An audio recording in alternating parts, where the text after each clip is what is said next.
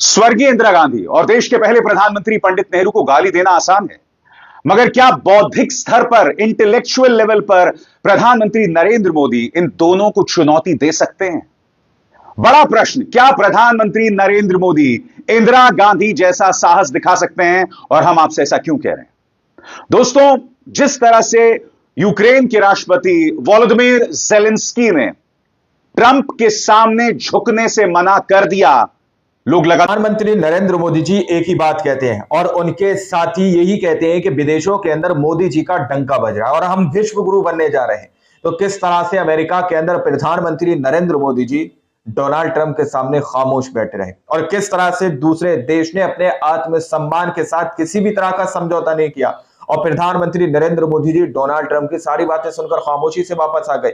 आप देखिए तस्वीरें इस तरह की सामने निकल के आ रही है दोस्तों, जो इंदिरा गांधी को लेकर जिस तरह से प्रधानमंत्री नरेंद्र मोदी जी बयान देते हैं या फिर गोदी मीडिया जिस तरह से पानी पी पी कर उनको कोसने का काम करता है, तो क्या मोदी जी उनसे ये सबक लेंगे?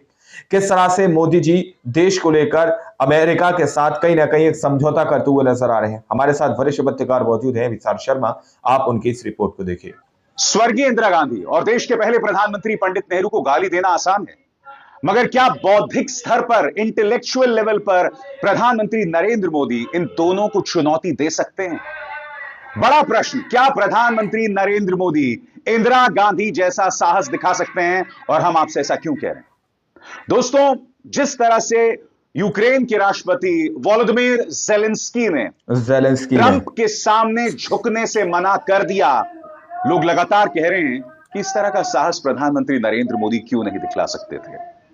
और यह भी कहा जा रहा है, जो इनका प्रचार तंत्र है भाजपा का, कि देखो प्रधानमंत्री नरेंद्र मोदी ट्रंप की वाहियात बातों के सामने इसलिए खामोश रहे क्योंकि इसका नुकसान भारत को हो सकता था। मैं आपसे एक सवाल पूछना चाहता हूं, क्या भारत हथियारों के लिए अमेरिका पर आश्रित है? क्या भारत उस पर डिपेंड है, युद्ध लड़ रहा है कि उसे अमेरिका की जरूरत है? इन तमाम चीजों की जरूरत ज़ेलेंस्की को थी, मगर उसने अपने देश के आत्मसम्मान के साथ किसी भी तरह का समझौता नहीं किया। ये होती है आज खुददारी। प्रधानमंत्री नरेंद्र मोदी पर सवाल उठ रहे हैं कि आप ऐसा साहस क्यों नहीं दिखला सकते थे जब ट्रंप आपके सामने भारत के बारे में अनर्गल बातें कर रहे थे। मगर आज स्वर्गीय इंदिरा गांधी के 2 बयान वायरल हो रहे हैं और हम इन 2 बयानों की चर्चा क्यों कर रहे हैं दोस्तों? क्योंकि प्रधानमंत्री नरेंद्र मोदी इंदिरा गांधी के बारे में बयानात देने से कभी कभी शालीनता के दायरों को लांघने में कोई भी कसर नहीं छोड़ते हैं। बताइए उन्होंने इंदिरा गांधी और राजीव गांधी के बारे में क्या कहा कुछ देर बाद, मगर इंदिरा गांधी के 2 बयान वायरल हो रहे हैं। सबसे पहला बयान, हालात को समझिए। भारतीय समुद्री सीमाओं में अमेरिकी युद्धपोत थे। भारत बांग्लादेश को, या ये कहा जाए पाकिस्तान को तोड़फाड़ कर रहा था और बांग्लादेश का सृजन हो रहा था। अमेरिका लगातार धमकी दे रहा था कि अगर तुम पीछे नहीं हटे तो हम भारत पर हमला कर देंगे, मगर इंदिरा गांधी घबराती नहीं और बात वहां नहीं रुकती है। वो अमेरिका जाती हैं और भारतीय पक्ष रखती हैं। मैं आपको इंदिरा गांधी का एक बयान सुनाने वाला हूं और यह बयान कहीं ना कहीं आईना है प्रधानमंत्री नरेंद्र मोदी के लिए। यह बयान बतला रहा है कि अमेरिका जाकर घर में घुसकर बौद्धिक सर्जिकल स्ट्राइक क्या होती है, यानी कि विचारों के स्तर पर अमेरिका में जाकर सर्जिकल स्ट्राइक क्या होती है, इंदिरा गांधी इसे प्रमाणित कर रही। वो कह रही कि मैं वही कदम उठाऊंगी जो मेरे देश के हित में होगा। मुझे बाकी लोग ये नहीं समझा सकते कि मुझे देश के लिए क्या करना है। इसीलिए मैं बार बार पूछ रहा हूं, क्या इस तरह का साहस प्रधानमंत्री नरेंद्र मोदी दिखला सकते हैं? इंतजार कीजिए। उसके बाद उन्होंने हिंदी में एक लंबा चौड़ा भाषण देश की जनता के सामने भी दिया था, वो भी मैं आपको सुनवाऊंगा, मगर सबसे पहले अंग्रेजी में दिया गया उनका यह बयान। मैं आपको इसका हिंदी अनुवाद बतला चुका हूं, सुनिए इंदिरा गांधी अपनी बात किस तरह से रखती हैं, वो भी अमेरिका के अंदर, इस बात की पृष्ठभूमि में कि अमेरिका लगातार भारत को धमका रहा था, मगर वो पीछे नहीं हटेंगी। सुनिए क्या हुआ। I believe that it is not the task of any one country to say to another what they should do, even if it is a question of helping. It is my duty to put the situation in my country and its neighborhood, to give my assessment of the situation to the leaders of the countries I visit. It is for them then with their own assessment and what they hear from me to make up their minds what they think about it and what they should do about it. और जब भी इंदिरा गांधी पर प्रधानमंत्री नरेंद्र मोदी हमला करते हैं तो वो तमाम हदों को पार कर देते हैं। याद है आपको, संपत्ति के मुद्दे पर उन्होंने ये तक कह दिया था कि राजीव गांधी ने संपत्ति को लेकर कानून बदल दिया था ताकि इंदिरा गांधी की सारी संपत्ति उनके पास आ जाए, जिसका कोई जमीनी आधार नहीं था। भ्रमित कर रहे थे प्रधानमंत्री नरेंद्र मोदी, मगर इंदिरा गांधी पर हमला बोलने के लिए, राजीव गांधी पर हमला बोलने के लिए वो ये सब बातें कर रहे थे। मगर अब मैं आपको सुनाना चाहता हूं इंदिरा गांधी का यह बयान। करीब 6 मिनट का लंबा भाषण है दोस्तों, आप देखिएगा। इसके अंदर इंदिरा गांधी देश की जनता को बतला रही हैं कि बहुत जरूरी हो जाता है कि इंसान अपने आत्मसम्मान के साथ समझौता न करे। जी हां, बहुत जरूरी हो जाता है, चाहे चुनौती जितनी भी गंभीर हो, आप अपने देश के आत्मसम्मान के साथ समझौता नहीं कर सकते।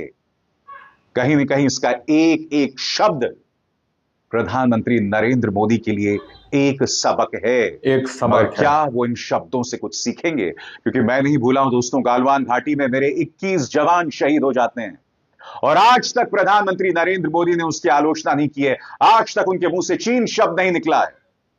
सुनिए, आज से कई सालों पहले देश की जनता के सामने इंदिरा गांधी ने अपनी बात किस तरह से रखी थी। बाहर वाले शायद हमको नहीं पहचानते, हम भारत की नारी क्या चीज होती है शायद भारत को देखने का मौका नहीं मिला है। हम हैं भारत के, चाहे स्त्री हो चाहे पुरुष हो, एक बहुत बड़ी सभ्यता से हम निकले हैं। कोई थोड़े से 100 साल 200 साल की बात नहीं है, हजारों साल की हमारी सभ्यता है, हजारों साल का हमारा दुख है, हजारों साल से हमने सहन शक्ति सीखी है और बहुत से दुख, बहुत से कठिनाइयां, बहुत से अत्याचारों को हमने सहन किया है।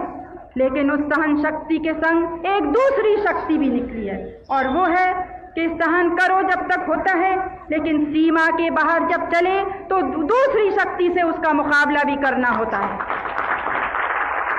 इसी तरह से क्या उस पर डिपेंड है अमेरिका पर भारत? हर एक तरह से कुचला गया और थोड़ा थोड़ा इधर उधर उभरता था, फिर उसके आंदोलन दबा दिए जाते थे। लेकिन एक दिन आया जब सारे भारत के लोग उठ खड़े हुए, सारे भारत के लोगों ने, चाहे वो अनपढ़ हो, चाहे वो गरीब हो, चाहे वो बीमार हो, चाहे कुछ उनके कमजोरी हो, लेकिन एक आवाज से वो बोले, स्वराज्य हमारा जन्मसिद्ध अधिकार है। और उस दिन से भारत आगे ही बढ़ता रहा। कौन उसके शक्ति उसको दबाने के लिए नहीं लाई गई। आज हम समझते हैं कि उसी स्वतंत्रता को मजबूत करने के लिए हम लड़ रहे हैं। आज हम समझते हैं कि जो बहुत सी आवाजें हमारे खिलाफ उठ रही हैं वो इसलिए नहीं है कि उनको केवल ये परवाह है कि पाकिस्तान में क्या हो रहा है, शायद वो भी हो सकता है, लेकिन ये परवाह है कि क्यों ये एक दबा हुआ देश, एक काले आदमियों का देश, हम समझते थे कि कुछ नहीं बोलेगा, हमारे कहने पे चलेगा, क्यों इसकी आवाज उठती है, क्यों इसको हिम्मत है अपना रास्ता निकालने को, क्यों उसको हिम्मत है जो वो ठीक समझता है अपने लिए वो करने को। आज ये लड़ाई है। हम समझते हैं कि केवल हम भारत के लिए नहीं लड़ रहे हैं, केवल अपने उसूलों के लिए नहीं लड़ रहे हैं, हम आज सारे दुनिया में जो दबे हैं, सारे दुनिया में जो वर्षों से, आज के नहीं, जो सदियों से दबाए गए हैं, चाहे वो अपने दबाएपन को न पहचान सकें, वो अपनी गुलामी को नहीं पहचान सकें, लेकिन हम पहचानते हैं और हम जानते हैं कि उससे आज हम नहीं लड़ेंगे तो यही धक्का हमको लगेगा। इसी तरह से मोदी जी को सीखना चाहिए। तो केवल भारत शुरू में आजादी के जंग में था, लेकिन भारत के आजादी के आंदोलन से ये बहुत से दूसरे देश एक एक करके स्वतंत्र हुए हैं। तो इसी तरह से हमारी आज लड़ाई का जो कारण है वो बहुत गहरा है और वो हमारे लिए इतना महत्व रखता है, इतना जरूरी है कि हम, जैसे उस पुराने गाने में है, हम नहीं चाहते कि हमारा सिर कटे, हम नहीं चाहते कि हम कमजोर हों, लेकिन जो भी खतरे का सामना करना है, भारत के जो ऊंचे उसूल हैं, ऊंचे आदर्श हैं, उसकी जो बुनियाद है, उसके लिए सिर देना होगा। तो भारत सिर देने को तैयार है। आज ये धमकी में ये भी सुना, कोई देश कहता है कि उनकी भी कोई संधि या कोई समझौता पाकिस्तान से था। हमको ये पहले नहीं मालूम था, क्योंकि समझौता जो था और समझौते कई थे, जहाँ तक मुझे मालूम है वो समझौता था कि कम्युनिज्म से लड़ने के लिए ये एक संगठन बन रहा है। ये संगठन नहीं बना था कि लोकतंत्र से लड़ें, ये संगठन नहीं बना था कि न्याय को दबाएं, गरीबों की आवाज को मिटाएं, इसलिए ये संगठन नहीं बना था। और अगर ये कारण उसका था तो एक बहुत बड़ा झूठ दुनिया के सामने उन लोगों ने रखा अभी तक। आज जो लोग हमसे कहते थे, हमारी नीति को बुरा बताते थे और कहते थे तुम कम्युनिज्म को बढ़ा रहे हो भारत में, हम तुमको चीन से बचाना चाहते हैं और तुम हमें इसमें मदद नहीं कर रहे हो, आज उनका क्या रुख है? आज वो कहते हैं कि दुनिया का सबसे बड़ा देश तो चीन है और सबको उसके रास्ते में किसी को नहीं आना चाहिए। तो इस तरह से दुनिया पलटती रहती है। आप अगर इन पिछले वर्षों का इतिहास देखेंगे तो एक ही देश है और एक ही कौम है जिसने ना अपनी राय पलटी, ना अपने शब्द पे पीछे गए, हमेशा एक रास्ते पे बहुत गहराई से, बहुत सोच के वो रास्ता हमने चुना है और उस रास्ते पर हम शुरू से चलते आ रहे हैं। आज पैर जमा के खड़े हैं और आगे इसी रास्ते पे हम चलेंगे। और मैं फिर कहती हूँ कि चाहे हम कमजोर हैं, हमारी फौजें इतनी नहीं हैं कि जो दुनिया के बहुत बड़े। दोस्तों, आप लोगों ने इस वीडियो को शुरू से आखिर तक देखा।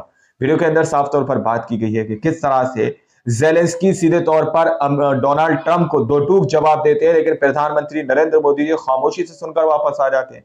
तो क्या हमारे देश को अभी हथियारों की जरूरत है या फिर हमारा देश अमेरिका के ऊपर डिपेंड है कि नहीं भाई अमेरिका से ही हथियार लेना पड़ेंगे या अमेरिका से ही हथियार लेंगे? आखिर क्यों प्रधानमंत्री नरेंद्र मोदी जी वहां पर डोनाल्ड ट्रंप से डरे और सहमे हुए नजर आए? इस वक्त इंडिया की जनता ये सवाल उठाती हुई नजर आ रही है और सवाल पूछती हुई नजर आ रही है कि ज़ेलेंस्की सीधे तौर पर डोनाल्ड ट्रंप की आंखों में आंखें डालकर जवाब देते हैं, जबकि ज़ेलेंस्की को सीधे तौर पर हथियारों की जरूरत है, लेकिन वो बिल्कुल भी डरते नहीं है और सहमते नहीं है। लेकिन हमारे प्रधानमंत्री नरेंद्र मोदी जी पता नहीं क्या।